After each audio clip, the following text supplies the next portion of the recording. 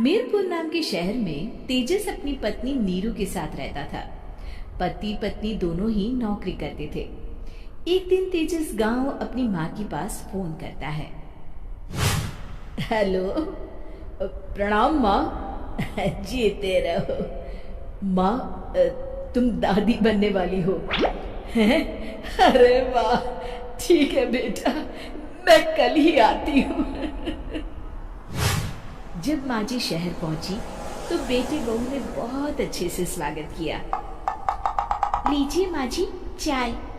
अरे गर्मा गर्म पकोड़े ले आओ माँ के लिए। नीरू रसोई में गई और 2 मिनट में ही पकोड़े ले आई। जी ये लीजिए। बहू जादू से बनाए हैं क्या? अभी तो रसोई में गई थी। यम्मी। माँ जी, शीला रसोई में पकोड़े तल रही है, मैं बस लेकर आई। हे भगवान, मेरा धर्म भ्रष्ट कर दिया तूने। अब तो गंगा जल से शुद्धिकरण करना होगा। दूसरे दिन, माँ जी मैंने नाश्ता बना दिया है, ऑफिस जा रही हूँ। पर अभी तो घर का सारा काम पड़ा है। शीला आती ही होगी, झाड़ू पोछा बर्तन कपड़े वो सब कर लेगी। हमारे जमाने में घर का सारा काम हम ही करते थे। जी माँ जी, आप बहुत होशियार हैं, मैं घर ऑफिस दोनों नहीं संभाल पाती। तो जरूरत क्या है घर से बाहर जाकर चाकरी करने की? वैसे भी घर का काम खुद करने से घर में बरकत आती है, समझी? पर माँ जी। पर वर कुछ नहीं, इस महीने की पगार मिले फिर ऑफिस बंद है। हाँ। रात को नीरू तेजस से कहती है, सुनिए जी, माँ जी बोल रही थी कि मैं नौकरी छोड़ दूं। वैसे ठीक ही तो है, अभी तुम्हें आराम की जरूरत है। फिर भी आराम कहाँ, शीला को छुड़ाने के लिए बोल रही थी। तो अब 24 घंटे में इतना काम तो कर ही सकती हो। पर जॉब पसंद है मुझे, घर पर मन नहीं लगेगा। अगले दिन जब दोनों ऑफिस के लिए निकल रहे थे, मेरी तो कोई कीमत ही नहीं है इस घर में। माँ जी, आजकल महंगाई बहुत है, रहन सहन भी बदल गया है, दोनों नौकरी करते हैं तभी ठीक रहता है। अच्छा, तू कहना क्या चाहती है? मेरा बेटा तुझे बिठा के खिला नहीं सकता? तू ही इस घर का खर्च चला रही है, हैं? नहीं माँ जी, मेरा वो मतलब नहीं था। मतलब खूब समझती हूँ, ये बाल धूप में सफेद नहीं किए मैंने। हाँ।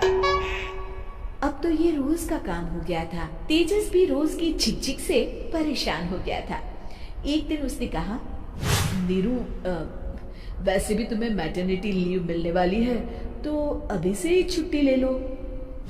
पर क्या, मेरी सैलरी अच्छी खासी है। आखिर नीरू ने रिजाइन कर दिया। जब बच्चा हुआ तो घर में सब बहुत खुश हुए। कुछ दिनों बाद तेजस फाइल देख रहा था। क्या हुआ तेजस, कुछ परेशान लग रहे हो? हाँ, वो हमारी जितनी सेविंग्स थी वो तो हॉस्पिटल में और छठी के फंक्शन में खत्म हो गई है नीरू। और अभी वैसे मंदी चल रही है तो मैं बोल रही थी कल मुन्ना को हेपेटाइटिस का टीका लगवाना है। नीरू, क्या पोस्टपोन नहीं कर सकते? नहीं जी, बिल्कुल नहीं। अब तेजस को समझ में आ रहा था कि उससे गलती हुई है। पैसों की कमी का असर घर के माहौल पर भी पड़ रहा था। अगले दिन, बेटा मेरा चश्मा और ये दवाइयाँ ले आना, पर्चा देते हुए माँ जी ने कहा। जी। तेजस, मुन्ना के लिए दूध का डिब्बा और डायपर भी ले आना, और ये किराने के सामान की लिस्ट है, इसे भी लाना है। तेजस गुस्से में लिस्ट मरोड़ कर फेंकता है और चिल्लाता है, पैसे क्या पेड़ पर उगते हैं? ये ले आना, वो ले आना। अरे पर ये जरूरत का सामान ही है। वो गुस्से में बिना कुछ कहे ऑफिस चला गया। अरे अरे लंच तो ले जाइए। नीरू दौड़कर डिब्बा पकड़ाती है। एक दिन खाना खाने के बाद, नीरू, अब तो मुन्ना कुछ बड़ा हो गया, तो अब तुम वापस ज्वाइन कर लो ना जॉब। पर इस रिसेशन में जॉब मिलना बहुत मुश्किल है।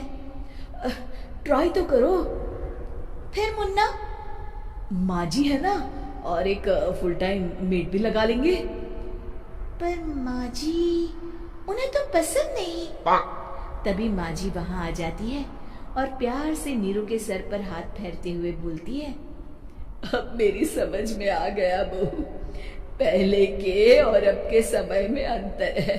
तुम काम शुरू करो, मुन्ना की जिम्मेदारी मेरी। मेरी प्यारी माँ जी। ये कहकर नीरू उनके गले लग गई। शिक्षा, परिवर्तन संसार का नियम है, हमें भी समय के साथ चलना चाहिए। उम्मीद है कि आपको हमारी ये कहानी पसंद आई होगी। कृपया हमारे चैनल को सब्सक्राइब करें और सभी अपडेट्स के लिए बेल आइकन जरूर क्लिक करें। और हाँ, वीडियो लाइक और शेयर करना मत भूलिएगा।